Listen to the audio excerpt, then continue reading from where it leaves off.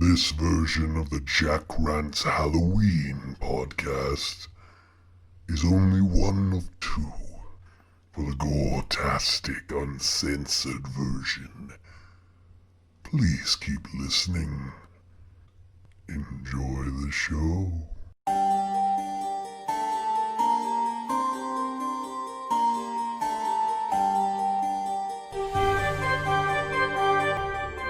You are listening to the Jack Rants Jack-O-Ween Podcast. Here's your spooky host, Jack Knives.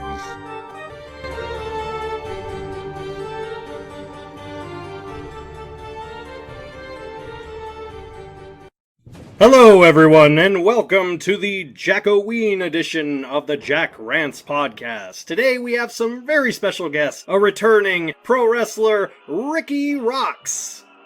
Yo, great to be here. And a new guest that we just introduced to this show, Little Miss Lexel. Say hi. Everyone. So what we're going to do is basically go over some interesting Halloween tidbits, but first I want to introduce a new special friend to the channel. Please welcome Kevin, the off-camera demon.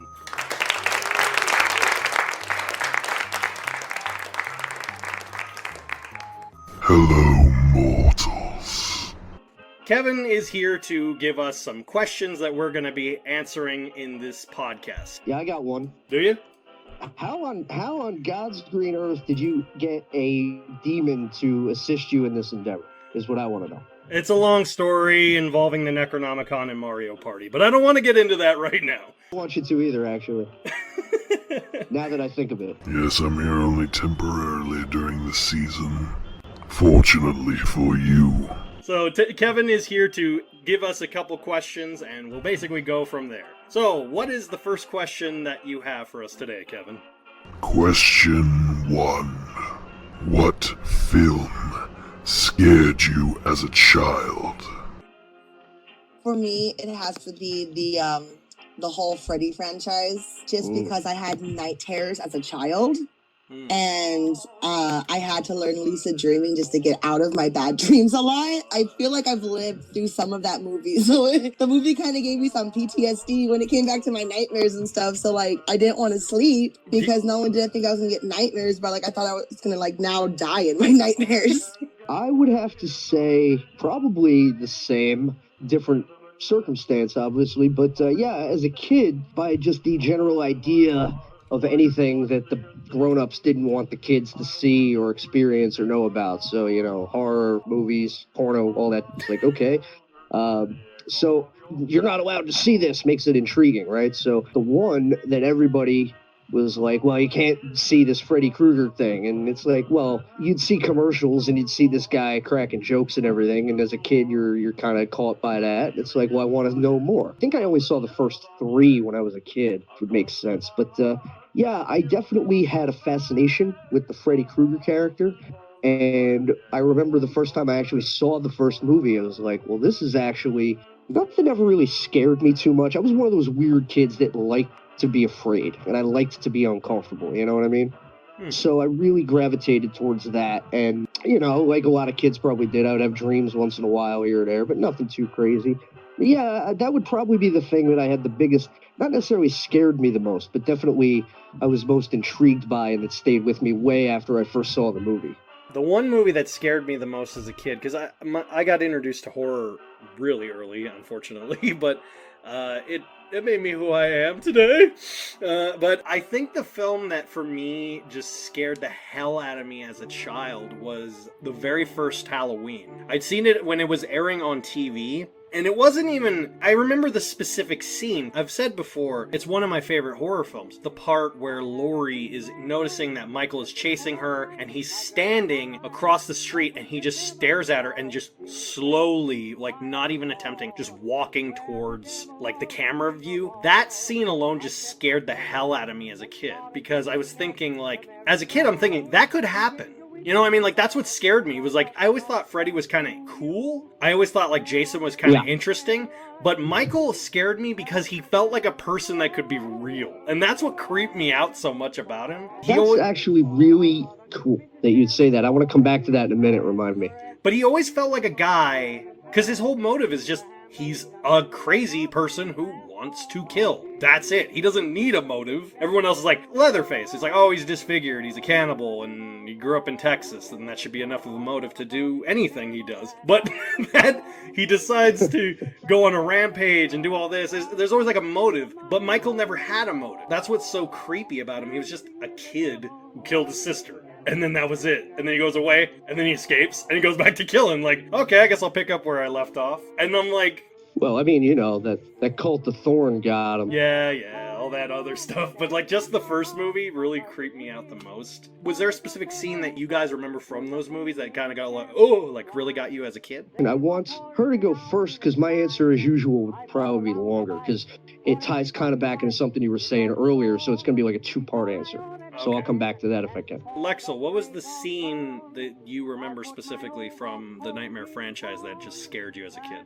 I'm trying to think. Like, as a kid, just the fact that, like, I could die in my dreams scared the crap out of me. Because there's this one dream that I just remembered vividly. I saw my dad's Halloween costume as the Grim Reaper, and I would see him just chasing me. So literally, I'm seeing my dad as Death chasing me down the streets. And what always got me through it was, it's just a dream. It can't hurt you. It's just a dream. And then out comes this movie that dreams literally can hurt you. So it's like, oh, everything I was just taught is like terrifying now. So what about you, Rikki? Yeah, it's going to come to something similar to that. Like the simple answer, as a kid, well, there is no simple answer. With me, there never is. You know that by now. Yeah. I already said when I was a kid, I liked being afraid. I liked being uncomfortable. Some of my favorite comic books and stuff like that were rather dark. Point of fact, one of the first vampire stories I ever read, I would have been about 4 or 5 years old, and my dad got me Action Comics Annual #1, Superman and Batman team up to fight the vampires down in Louisiana. And if you have that book, you've read that book, you know that it's dark, it's bloody, it's violent, it's not like what would come in the 90s and beyond. But for 1987, it was intense stuff, you know. How were you reading at 4? Because I have a 4-year-old and I'm reading to her. Well, it's actually really interesting. My father used to read to me every night. He would read comic books, He-Man books. I was going through storage. I'm pointing at them right now. I found a bunch of my old golden He-Man books there at the foot of my bed. I was reading them yesterday. So my dad used to read to me every night for as long as I can remember. And we also had those book and tape things for movies and cartoons. So every time I don't have any of those. Yeah. You got to get those. Because by the time I was 3, I could sort of read, but I couldn't write. It was weird. And then by the time I was 4, I could read and I could write a little bit. But so, yeah, I started really, really early. By the time I was in kindergarten, I do your ABC's worksheet, and it would be like, done. So I really think I tell everybody when they're having kids, you know, read to your kids and get them engaged with reading. Because for one thing, kids being kids, they're not going to care if you wait too long. By the time they're in school, it's too late, kind of, because they're already hooked on toys and video games. And to answer that question, that's how I learned to read. And you know, in some areas, I'm thick as a brick, but, you know, in other parts, my mind's real sharp, and I still love to read. So, yeah, and the same thing was with movies, you know, things that were intense didn't really scare or bother me, because it's like, I know this isn't real, but it's intriguing. So horror movies, you know, they were tough to scare me, but certain things would maybe gross me out a little. So with the third Freddy movie, the part where he rips out the guy's like veins and ligaments and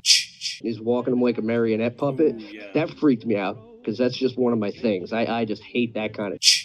So you know, as a kid, it wouldn't necessarily be a scenario, but maybe something like that would with me. But then beyond that, as an adult, certain things bother me even more depending on what they are. They shake me more as an adult than I ever got shook as a kid because I have different perspective. So a couple years ago, I watched Last House on the Left for the first time. Oh, you ever seen that one? Bad. Not bad as in a bad film. It's bad as in like it gets you like, ooh. Oh, that stayed with me for a couple of days after watching it. And the whole movie chilled me to the bone for the simple reason, just like what you said about that scene in Halloween. It's like this. No, it can happen. This happens every day.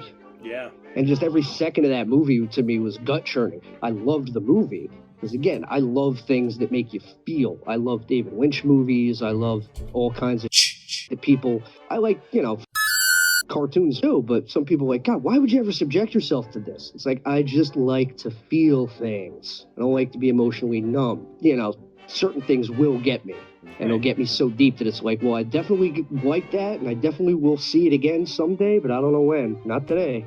People don't really think about that stuff, you know, like they don't really think about, like, as you get older, like little things, especially as a kid, you're more susceptible to like creepy stuff, which I think we're probably going to get more into. Speaking of which, let's go to Kevin with the next question. Who is your favorite horror icon and why? Okay, I'll take this one first. Chucky is my absolute... I love Chucky. Anything Chucky. My wedding was last year, and Jake was Chucky, and I was Tiffany. So I love... and it was on Halloween, by the way. I love everything Chucky. I think the reason why is because I'm a girl, and he's a doll. I had one of those talking Tina dolls growing up. I think I had it when I was like maybe like 3 or 4. It was when I first moved to Vegas. It got so disgusting. Like it just got so dirty. Its hair was so matted, and it ended up with no clothes hanging on my wall. And I don't know if it had batteries in it or no batteries in it. All the night, it would randomly start talking. It was super freaking creepy. No joke, Rikki. When I first met Lexel, we were at a convention, an anime convention. And this was like, it had to have been about like 16, 17 years ago. And when I first met her, she was carrying Death Note, which is from an anime. And she was also carrying a plushie of this main character from a series. And she was like holding it like gripped deadly tight. And I remember that to this day. I just always remembered, like, that's how I always remember you, with the Death Note, the headband, and the Sasuke plushie. That's the first image I think of when I think about you. So I'm always like thinking about that. I always liked my dolls. Like that talking doll, just like I practically lived with Chucky, so he didn't scare me. He never scared me. I just loved him, you know? Mm-hmm. I used to get a kick out of those movies. Oh, Bride of Chucky's my favorite. That was they lost it with Seed of Chucky, but then the last one was really good. With the newer one that came out brought it back to that horror aspect because they got really funny and jokey. And which I didn't care for, honestly. I liked Cult of Chucky solely because it like kind of went full circle with the whole series. But I didn't think it was scary. Yeah. I thought it was interesting. It's weird, right? Believe it or not, I was not aware that the guy who created it was still doing them when it got to like Bride of Chucky, Seed of Chucky, things like that. I was not paying that close attention at the time. So I was like, these guys have completely lost the plot. And it's like, oh, it's the same guy. And that kind of made me feel even worse because it was like, I just didn't care for the creative direction. I can see how a person would. I can see how a person would. But, I mean, just in general, believe it or not, just not a big fan of camp. I understand it as its place, and I can appreciate it sometimes. I got the Batman 66 DVDs right in front of me, my finger's on it. So it definitely has its place, but I was never under the impression, like, by the time they had 3 Chucky movies, I liked all 3, but it felt like they were pushing it. Yeah. I feel the same way about a lot of things. I feel that way about Freddy Krueger. But, yeah, I agree. For one, I would say easily Freddy because, again, I saw those the most. I think I was like 9 before I saw a Jason movie. Mm-hmm. And it was a little underwhelming by that point. I don't think I saw Texas Chainsaw Massacre until I was like 20. Just certain things never appealed or just didn't pull me in that direction. But definitely Freddy, because he was a character, like a real character, not just like a force of nature that kills people. Not that there's anything wrong with that, but he was definitely the entertaining one to watch. Jason had some great kills, and they all had some great kills, but I mean, you know, I would argue Freddy became the biggest icon out of all of them because Freddy at least had personality. For better or ill, he had that savoir-faire that kept him coming back for 10 movies. I think the third movie was the best one of the Nightmare series, to be honest. Honestly, I mean, I think, oof. You had Dawkins, man. Yeah, I mean, there is that. Oh man, for me it's tough because from a storytelling perspective, and it's definitely, there's a lot of interesting things about part 3. And it definitely is in the top 3 of any conversation having to do with that series, easily. Strong case could be made for it being the best, absolutely. I'm always torn just because the first one is the first one. Without the first one, you don't get the rest of them. I do feel like the first one's maybe the most genuinely horror. Yeah. Because he's not quippy yet. He's not.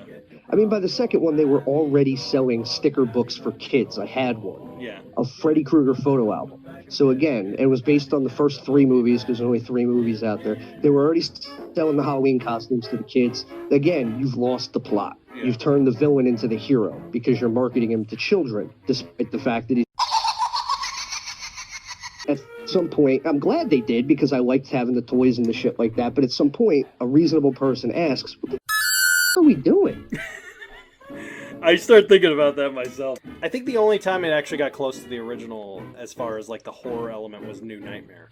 And I didn't like New Nightmare the first time I saw it. Mm-hmm. I was the kid, I was a little kid, and it went a little bit over my head, and I hadn't watched the first one in a long time. Mm-hmm. So I didn't get that it was half a remake. And it seemed kind of boring because all the jokes were gone. The stuff I grew up and liked up to that point, the stuff that appeals to you as a kid, was all gone. So the first time I saw New Nightmare, it was like, I don't know. It was like, bleh. But then I saw it 5 years later. I was like, this is the best one. I really thought hard about it.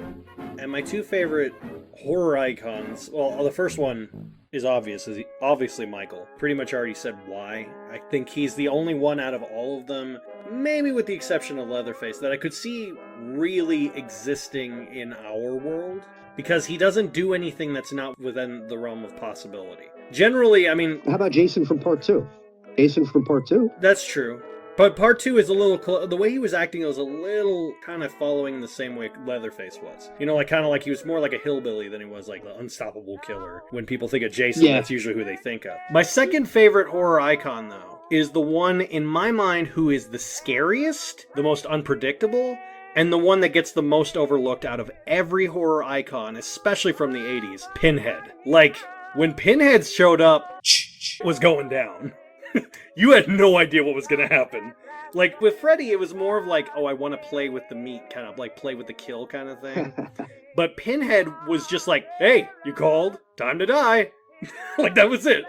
Like, he just showed up. Like, that's the other thing that I liked about Pinhead, was he only showed up when you got him. He didn't go around looking for people to kill. Like, people came to him, and then he killed them. I was gonna say, he's not the heel. I was gonna interject on that. You know, technically, he's not even a heel. Not really, no. He's just kind of like, hey, you called, man. He is like the living monkey's paw. He really is. It's like, be Demons careful what you wish some, for. Angels to others. Yeah. And I met Doug Bradley. Doug Bradley... one of the sweetest guys I've ever met. He's so cool. Oh, that's awesome you met him. I never met him. I met him. I've met Robert Englund. He was really, really nice. Oh, damn, I hate you. I've yet to meet Nancy Kerrigan. I've always wanted to meet her, the girl who plays Nancy. There's certain people... Nancy Kerrigan? What? No, not Nancy Kerrigan. What the fuck? Nancy Kerrigan was a figure skater. So I've always wanted to meet her. She's my favorite horror icon. Although Tanya Harding's my favorite horror icon. Oh, I meant the actress who played Nancy. I'm sorry. Right. But I met a couple of horror icons. But like I said, my Mount Rushmore for me, I've already said before in a previous podcast, would be John Carpenter. But I've also always wanted to meet Nick Castle, the original guy who played Michael for the majority of the shooting of the original Halloween. But the other thing is that I liked about Pinhead was he was just like something I'd never seen a character like him. He doesn't say much, but when he does speak, like, you know it's important. He doesn't have to try to scare you because he already looks intimidating. Like I said, I'd be pretty pissed already when he showed up. I'd just be like, what the yeah. He doesn't have to do anything. He's already standing. Yeah, and he's just like, hope you like hooks. Like, that's it.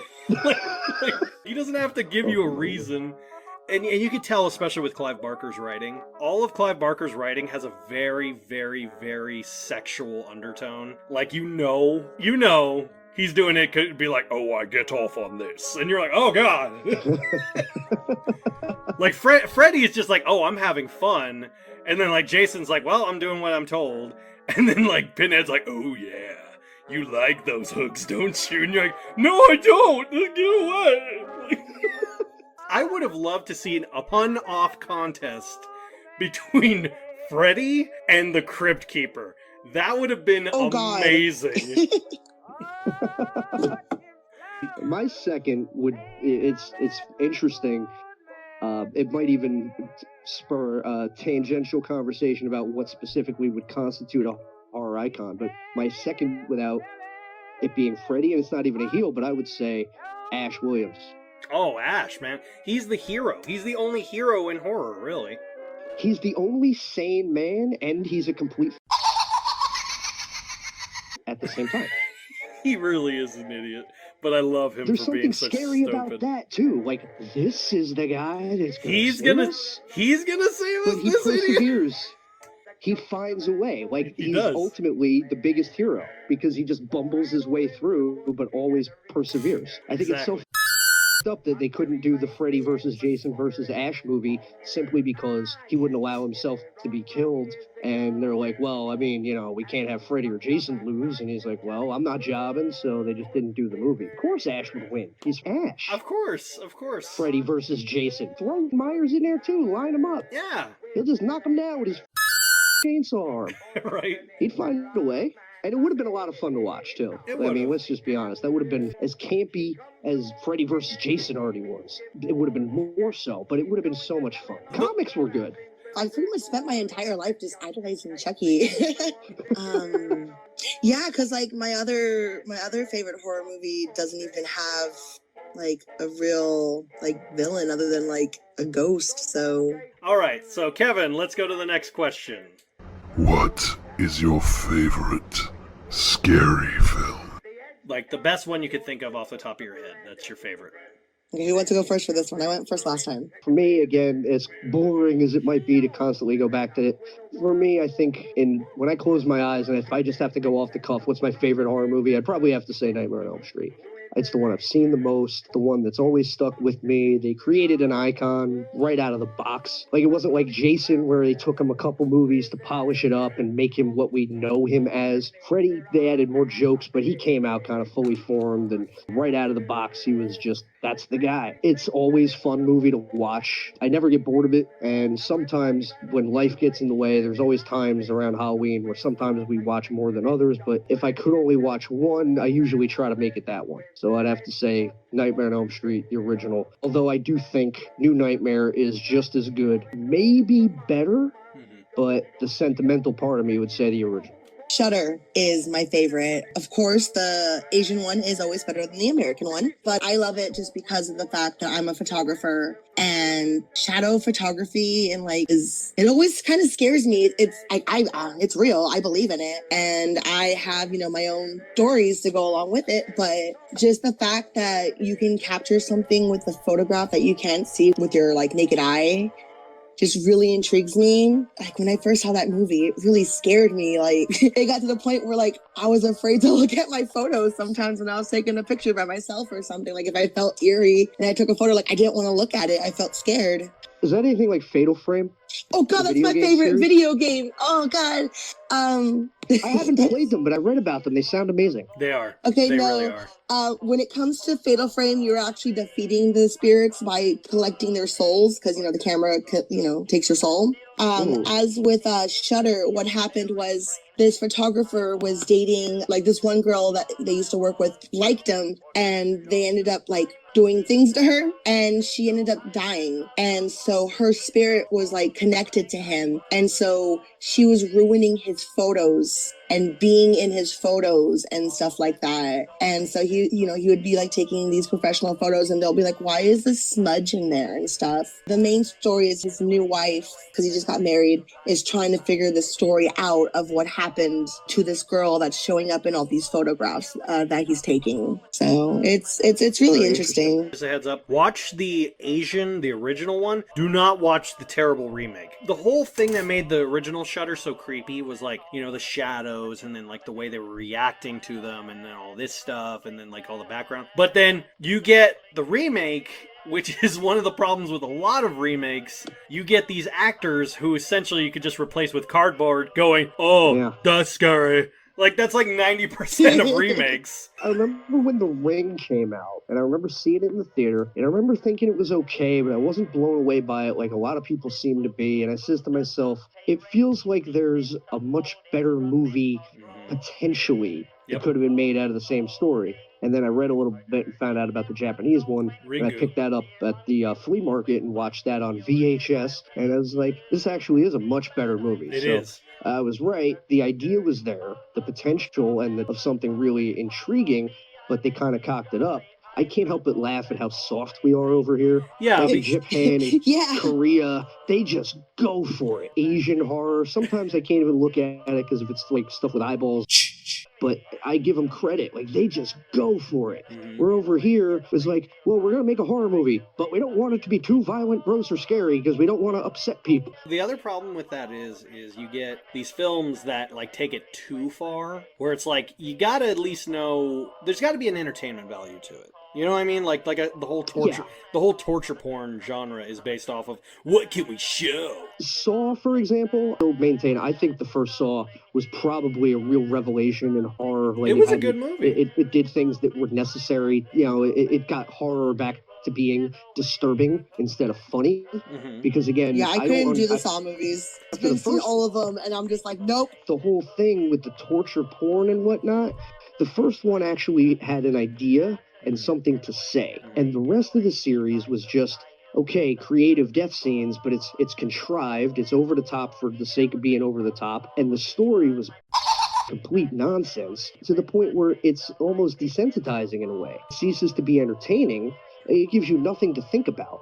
When I saw the first one, I came out of the theater and for days I was covering the angles in my head and trying to fill in the blanks, the things they didn't tell you or had happen off screen. And it was just really intriguing. The guy's motive was intriguing. The execution was intriguing. And next one, it's like box full of razor blades. And then the nail bomb goes off and the whole thing. It's just, without that story strength to carry it along, it was just, what can we do to make people actually throw up in a movie theater? To me, that ceases to be horror. Entertainment value was lost. Wes Craven did the best social commentary to the entire torture porn genre in the opening of Scream 4. A lot of people didn't like Scream 4 because they're like, oh, it's not as good as the other ones, or whatever. But it is a great film if you just watch the first one and then the fourth one. It's fantastic. But the thing about it is, like, literally, they do an opening sequence in an opening sequence in an opening sequence in an opening sequence. And the reason they do that is to basically poke fun at what the hell the film industry has become as far as horror. And there's a scene,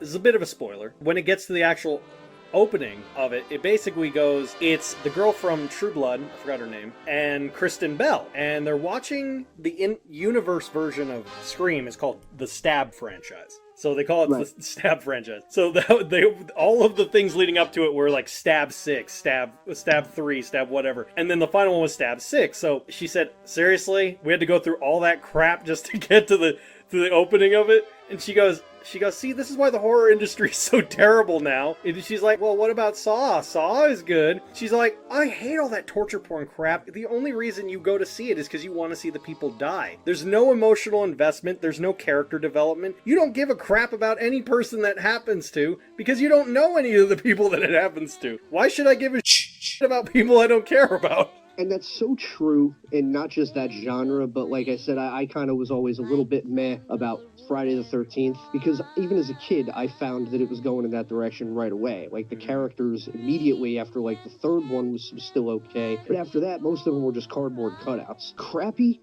as Jason Goes to Hell is as a movie, I gave them credit for actually trying to develop characters, even though it's a bad movie. True. But at least, you know, everybody had like a little story and an arc, and by the end, the people who survived were different people than they were when the movie started. It's a bad movie, but it did right what a lot of the better Jason movies did wrong in that respect, where it made the people and not just cannon fodder to get shredded up. You know what I'm saying?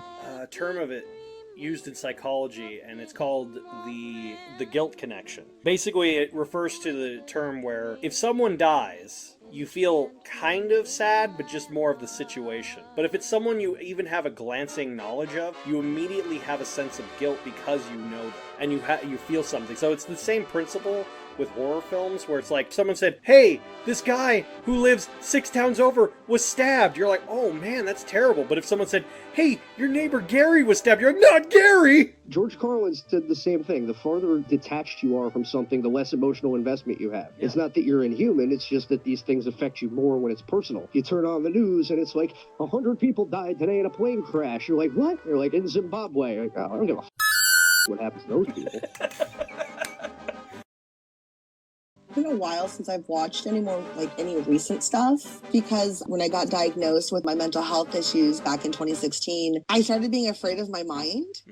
So I kind of backed up on horror movies for a while just because I didn't know what was going to be my mind playing tricks on me and what was going to be me being scared of the movie. Oh, I get that.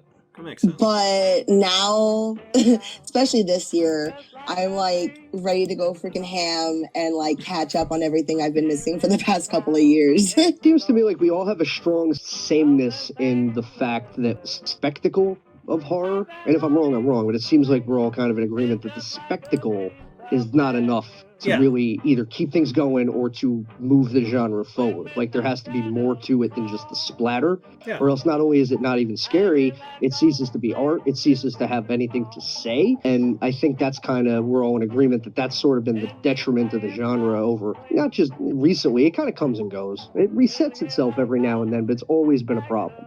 Right. Yeah, I think the most recent movie that I did see that I really, really liked the character development and stuff with it and the emotion, can't remember the name of it, but it was about this house that these people were moving into, and it was all about a mirror.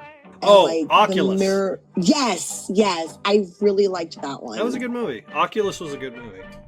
Thought, what is my favorite horror film? I was thinking about it, and at first I was thinking it was either the original Halloween or The Thing, but then I really, really thought and sat back and thought about it, and I really think, and I'm going to go really out of left field, and a lot of people are like, really? You picked that movie? But my favorite horror film, honestly, because it has significance to me, even more so as an adult, The Blair Witch Project. I love that movie. Solely because it's what you don't see. And it really is the closest I've ever seen a film come to what does madness actually look like on screen. Like real madness. Like really going crazy. And that, it wasn't over the top, it wasn't goofy, it wasn't overacted. No, it was just people stuck in the woods, terrified. And it gets you scared too, because you go, what is out in the woods? And the funny thing is, so many people that watch that movie go, well, it doesn't have an ending. Oh, it has an ending. You just weren't paying attention to the beginning of the film when they're going up to the townspeople, and the townspeople are explaining the lore of the Blair Witch. What is the Blair Witch? What happened? They go, well, why was he in the corner? Why was he in the corner? It's explaining in the beginning that a guy named Rustin Parr took 7 kids out into the woods. He put one in the corner and slit the other one's throat and kept doing that until all of them were dead. And then he comes into the town covered in blood and just goes up to the sheriff. He says, my work is done. And then he shows them what he did with the bodies. He basically said the Blair Witch made him do it. You're kind of like, wait, is what's happening to him? Is that what's going to happen to her? There's a lot of stuff into it, and there's a lot of fan theories about it. But what I love about it is it really did, in the same way that a lot of horror films hadn't done until that point. 99, at that point, the slasher genre was pretty much dead. Everything was about teen drama, BS or whatever. The idea of a lore, creating a world, hadn't really been done in a long time. A world of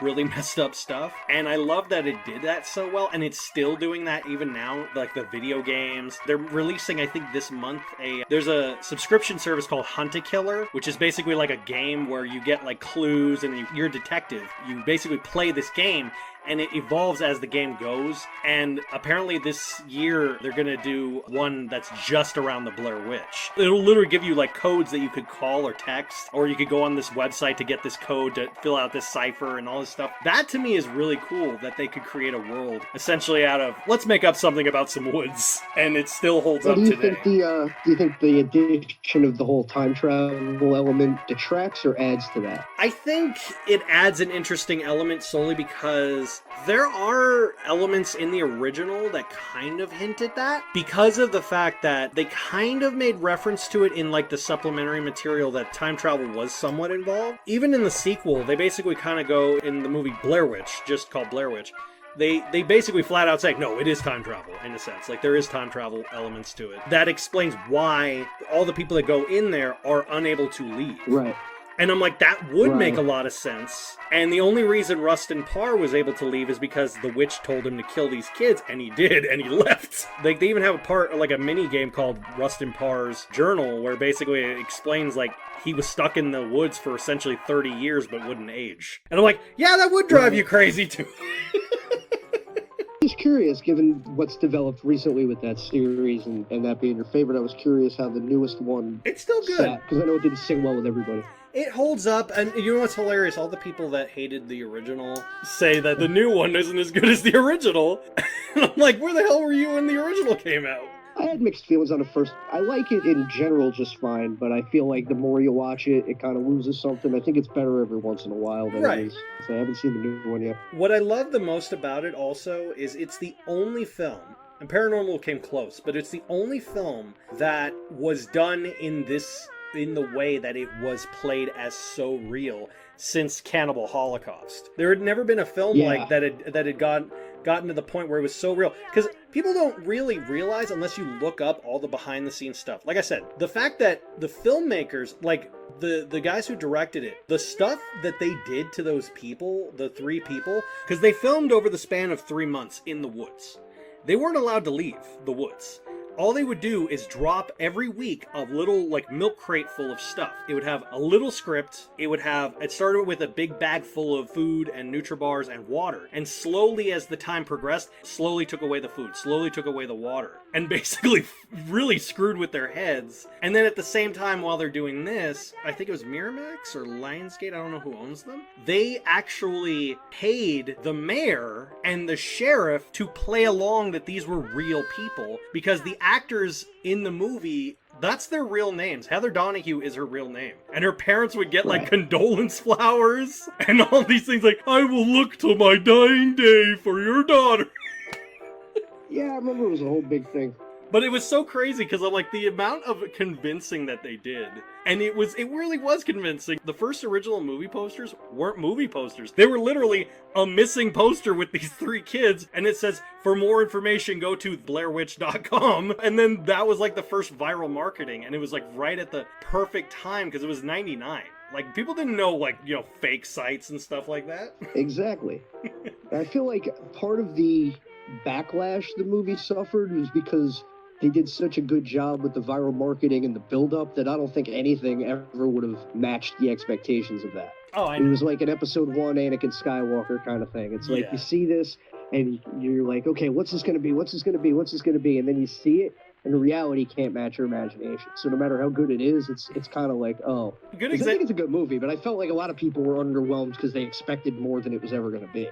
Funny you mentioned that film, though, because I've never seen it, but it has such a huge impact in my life. You've never seen it? Oh, you deal with photography. You would legitimately love it. You really I know. It came out by Artisan, and my uncle was the CFO of Artisan at the time, and he put stocks in the Blair Witch Project. And my uncle is now a multi-millionaire because of that goddamn movie. Well, he's smart. He's a smart man. And why have you never told me this and gotten me free merchandise? No, I'm kidding. Well, no. Okay, speaking of free merch, off this complete horror topic, he worked for Deke Entertainment. Mm-hmm. They did Sailor Moon. How come I don't have all that merch? Right? Right? Okay. I really do need to watch it. Maybe I should watch it with you. I'll just drive down and watch it with you. That sounds like a really good day. Yeah, hell yeah. I have the movies. A fantastic job at creating an atmosphere the way I don't think too many horror movies even bother trying to. It's really good at making you feel exactly what it wants you to feel. The key to good horror, you gotta think of it like, what is a horror film is the same principle as like, what is a story, what is a character? It's a joke. You think about it like this way. It is a joke. What is a joke? Setup, payoff. Setup, payoff. Most horror films just have a payoff. That's not interesting. It's like, knock knock, who's there? Stab. No, wait, that's not a joke. You just said a sentence. Why'd the chicken cross the road? Decapitation. Wait, no, that's not a joke. It's okay. I guess it's kind of funny. Like that's kind of how I see it as. What is the scariest film you've ever seen?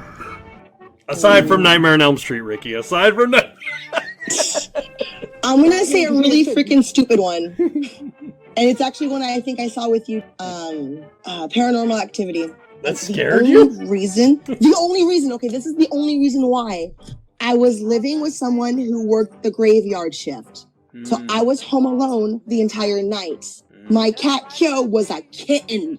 And she would make noises in one room and then be in another room in 2 seconds. Okay, that is so I was hearing all these things happening and things were moving. And I'm just like, was it my cat? Or was it something else? And like the movie started playing with my freaking head. And like my cat was just effing with me the whole time. Like it messed with me. Like it scared me afterwards. There hasn't been really many that really scared me that I haven't really mentioned before, other than, Paranormal Activity scaring me with my cat, Freddy scaring me in my dreams. I kind of always looked at horror movies as something kind of like just funny more than anything. Because like you guys were mentioning before, like it kind of funny sometimes. Nothing scarier than the real world, I guess. Well, that was right into my answer. Because to help kind of refresh my memory, I'm looking, I got my DVD shelf right next to me, I'm touching it. I'm looking at my DVD shelves and just trying to spur ideas, and I had a feeling this kind of question would come up. The more I think about it, there's scenes that may have affected me in one way or other, but when it comes to really disturbing and really chilling and really affecting, I gotta be honest, I think the overall scariest, if you want to call it that, horror movie that I've ever seen would have to be Last House on the Left, because this happens every day. I'm watching this movie and I'm enjoying the craft that went into it, but at the same time, like, he's making the girl and I'm just like, there's people that are this sick, they do this kind of it's real. This isn't the guy in the hockey mask who's a zombie, or the guy with the knives on his fingers who kills you while you're sleeping, or the guy with the nails in his head who comes when you fit the puzzle box together. These are just some junkies who are just crazy. And I'm watching it, and that movie stayed with me for about a week. It's not like, oh my God, this could happen to me or anything. Just like the fact that there's people that sick and that twisted, that is what affected me and scared me more than any other movie A to Z has. There's scenes, obviously, in movies that make you go, oh my God, or whatever. Like I said, I got a thing with the veins and the tendons, so the marionette puppet gimmick always got me. Thing in Hostel with the eyeball popping out, that got me. To cut the girl's eye off. Like, what do you want me to do, sweetie? I'm like, oh God, I can't. And then even in Mary Shelley's Frankenstein, when heads are getting hacked off and re-sewn and everything, like, I can't help but imagine, whenever I watch anything, it's always like, what if this was actually happening? And I'm watching when his girlfriend comes back to life and her head's spliced on the new body and everything, and she's like, ah! I'm just like, oh my God, I don't want to be a reanimated head zombie. There is one scene in a movie that scared the living bejesus out of me and still scares me till this day. And that's the scene in Shudder when they're driving down the road where it's like it's a dark road and you just see trees on the side. And then this woman just pops out of nowhere and you run her over. Where I live, I have to drive down that road.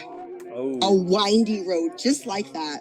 That's creepy. And when I have to do it at night, I'm always terrified of them because there's animals that will like run in front of me too. So I'm like, is there going to be an animal? Is there going to be just a girl in the middle of the road? Like, what am I going to hit in the middle of the night as I'm driving down this road? I'm always afraid something's just going to pop up. This is hard. This is a hard question. See, if I go off of most recent film I've seen that scared me is Hereditary. Anyone that's seen that film knows exactly what I'm talking about. It's the most like knee-jerk reaction scene, but the scene right after, like that leads into the cut of the scene, is even creepier. So basically, the setup is the brother and the sister go to a party without telling their parents. The sister's about, I think, 11 years old, or something like that. She's like 11 or 12. He takes her to like a school party. They get drunk. They have a cake there. It's coconut cake. She's allergic to coconut. She starts having an anaphylactic shock. He's high as he's in the car. He's swerving on the road. She sticks her head out the window because she can't breathe. And then telephone pole head. I'll just say that. And the creepiest thing is it shows like right at impact. You hear the like, and you're oh like God. And then like he stops and he looks back and it doesn't show it. And then he just has this look like looking away and he drives home. And the whole time the body's in the back seat. It's like in the early things in the morning. At like this had to be at like 4 a.m. And the brother walks in the house He walks upstairs, he lays in his bed with his eyes open, and you don't hear anything for like a good solid like half a minute, and then you hear the mother downstairs screaming. And then it cuts to the head on the side. I'm like, oh God. And then like the head is like covered in ants and you're, oh God. Like, you know what that reminds me of? This was another one I forgot because I've only seen it like once or twice, but it was pretty chilling. I don't know if you ever heard of it. It's called the Poughkeepsie Tapes. Oh yes, the Poughkeepsie Tapes. That's one of the most disturbing films I've ever seen. There's this scene where kidnaps and kills the couple, and then he cuts the husband's head off and transplants the decapitated head into the wife's uterus or womb or whatever, and wakes her up so he could film her reaction. Yeah. And oh God, that was. Yeah, I remember that was beyond effed up, because I was thinking about that scene too, because I'm like, that scene alone. I'm not a woman, so I don't necessarily speak, but that must be like the most horrifying like thing if you're a woman. And you know, just the way he's like, you're gonna love this. I'm just like, oh my God.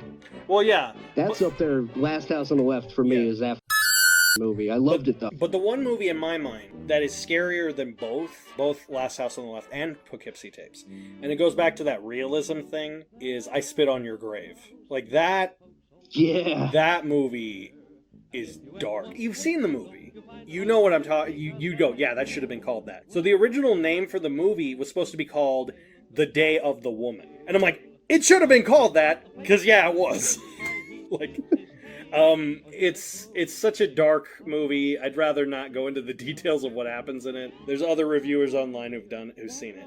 But that movie scared the hell out of me, because it goes back to that thing that you said, the whole what could happen. But the weird thing about it is, even those movies are technically considered like part of the torture porn genre. But the difference is it gets you to actually care about the people that are involved. That is scarier to me, when something horrifying happens to people you actually care about, as opposed to randomos. It's like, oh, not Yellow Shirt Man. I love Yellow Shirt Man. I almost like him as much as Blue Shirt Man. Like, how do you expect an audience to care if you don't even care enough to, get us to identify with them? I think it's time to call it a night. Let's say goodbye to Kevin the Off-Camera Demon. All